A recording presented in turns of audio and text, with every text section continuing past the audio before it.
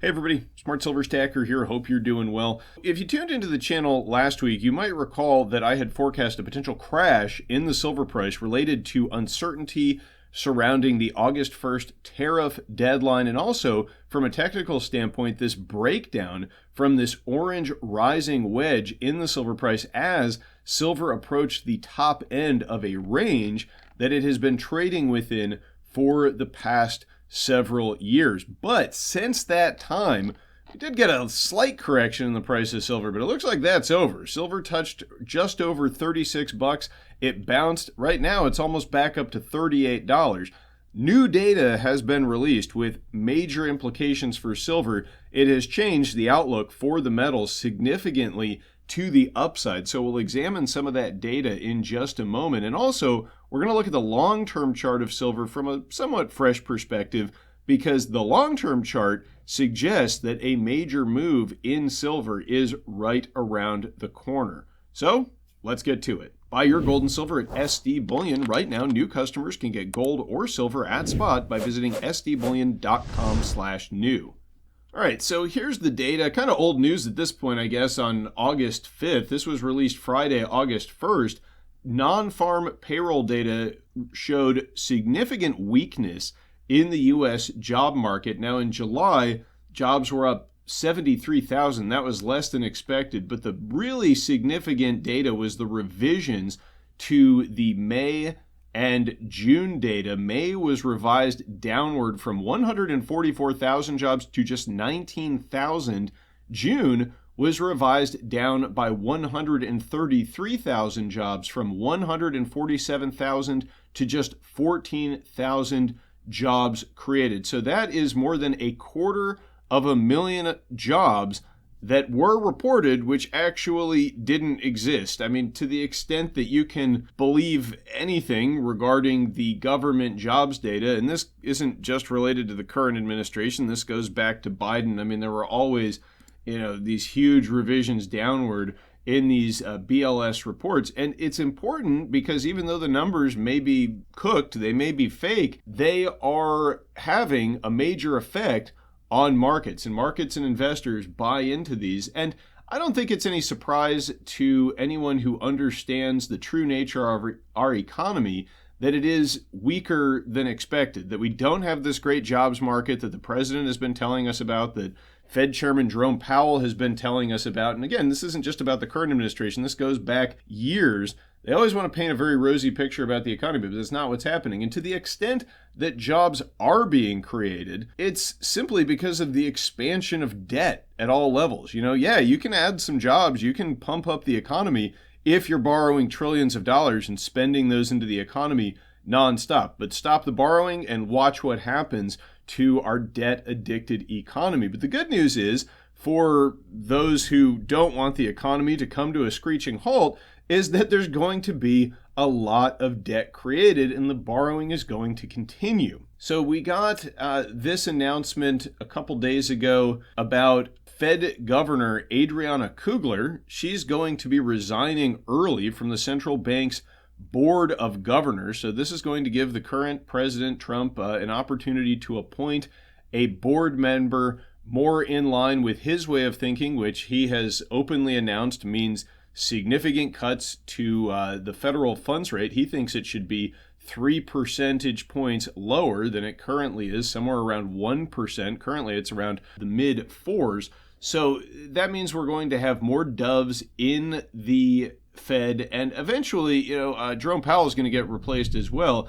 And ultimately, this is going to have a very dovish effect on U.S. monetary policy, and that is going to be very positive for silver. Now, you can just look at the Fed balance sheet here, and you can see that we're about due for another round of quantitative easing. Here's the first one here back in 2008 during the great financial crisis. Then they did QE, printing money, buying government debt with the central bank, expanding their balance sheet. They tried to draw it down with some quantitative tightening. Whoops, that didn't work. Conveniently, we got the COVID crash, and they expanded the balance sheet by trillions, and then they continued that for a few years.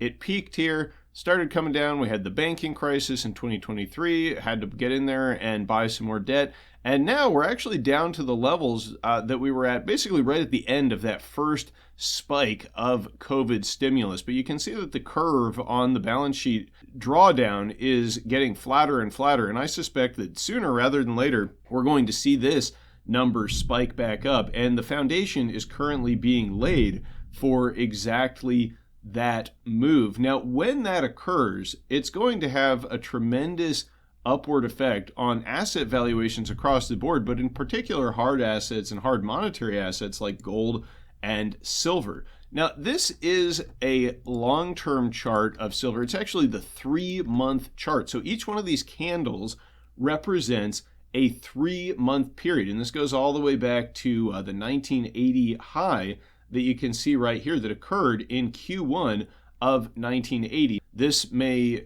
appear quite readily to you as a cup and handle pattern, and that's exactly what it is. And one thing you might notice is that we are approaching the top end of the handle here. And when you adjust for the spikes higher, and you look at the 3-month closing prices, look where we are. We're right there. We're right at the highest 3-month closing prices on record. It happened in 1980, happened in 2011, and here we are butting up against this line once again. Now, you tell me, leave me a comment down below what you think it's going to look like once we break through this. But if you understand cup and handle formations, they are a very bullish indicator, and this suggests that we are going to see a big run up in the silver price as the silver price breaks out of this cup and handle pattern. Not financial advice, of course, just giving you my take on things.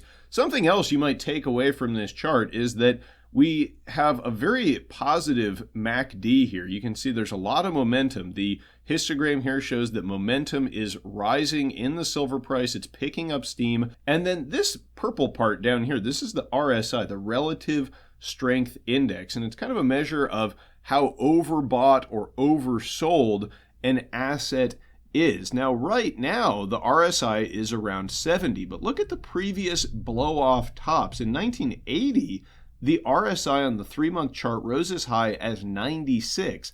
In 2011, at the peak of the market, it rose as high as 87. So what this tells me is that there is still significant room for the silver price to run higher before we can call this anything like a blow-off top. I mean, like, we could see major price appreciation and still be within the realm of what is historically normal here on the RSI. So yeah, we didn't get the correction down to 30. I'm a little bummed that we didn't get a chance to pick up some silver at these lower prices. All we got, this is again the daily chart of silver.